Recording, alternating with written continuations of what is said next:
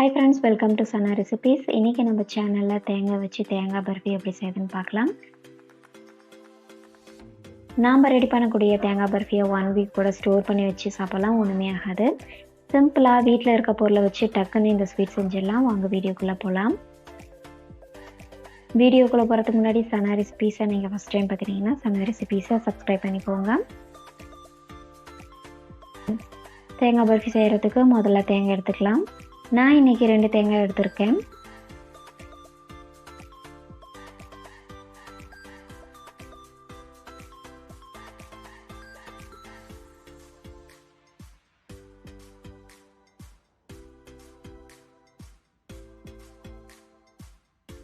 மீதி இருக்க தேங்காய் பீசஸை தோல் சீவி எடுத்தாச்சு. இப்போ இந்த தேங்காயை குட்டி குட்டி பீசஸாக கட் பண்ணி எடுத்துகிட்டு ஜாரில் போட்டு 2 சுற்றி எடுத்துக்கலாம். இந்த மாதிரி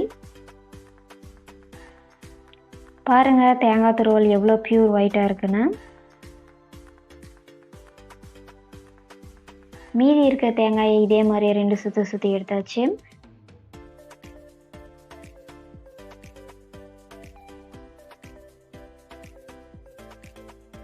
அடுத்து கடாயில் ரெடி பண்ணி வச்சுருக்க தேங்காய் துருவலை போட்டு ஸ்டவ்வை மீடியம் ஃப்ளேம் வச்சுட்டு தேங்காய் துருவலை நல்லா கலந்து விட்டுட்டே இருங்க.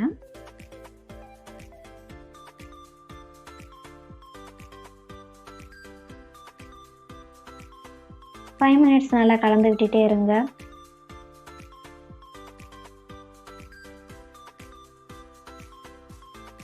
ஸ்டவ்வை மீடியம் ஃப்ளேம் வச்சுட்டு தேங்காய் துருவலை நல்லா கலந்து விட்டுட்டே இருக்கணும்.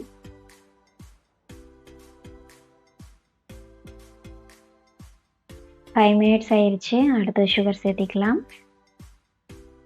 2 கப் அளவுக்கு சுகர் சேர்த்து நல்லா மிக்ஸ் பண்ணி விட்டுட்டே இருங்க.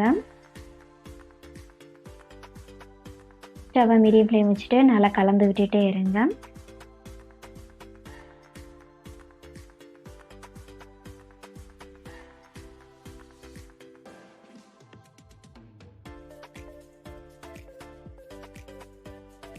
ஹை ஃப்ளேமில் வச்சுட்டு நல்லா மிக்ஸ் பண்ணும்போது டக்குன்னு கருக ஆரம்பிச்சிடும். சுகர் லைட்டாக மெல்ட் ஆகி தண்ணி விட ஆரம்பிச்சிருச்சு. இதே மாதிரி நல்லா மிக்ஸ் பண்ணி விட்டுட்டே இருங்க.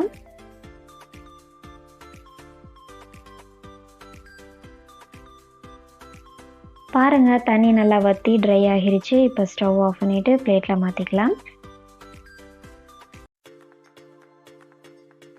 பிளேட்டில் லைட்டாக கீ இல்லைன்னா ஆயில் ஃபுல்லாக அப்ளை பண்ணி விட்டுக்கோங்க. இப்போ இதை பிளேட்டில் போட்டுக்கலாம்.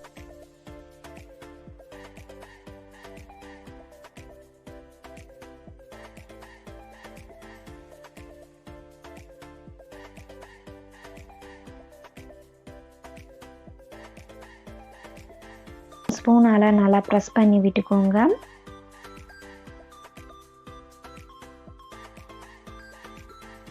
ஸ்பூனால் நல்லா ப்ரெஸ் பண்ணி விட்டு நல்லா ஷேப்க்கு கொண்டு வந்தாச்சு. 20 மினிட்ஸ் அப்படியே இருக்கட்டும்.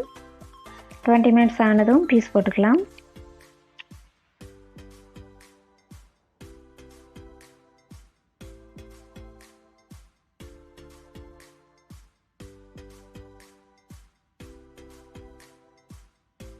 அவ்வளோதான், சிம்பிளாக வீட்டில் இருக்க பொருளை வச்சு சூப்பரான ஸ்வீட் செஞ்சாச்சு.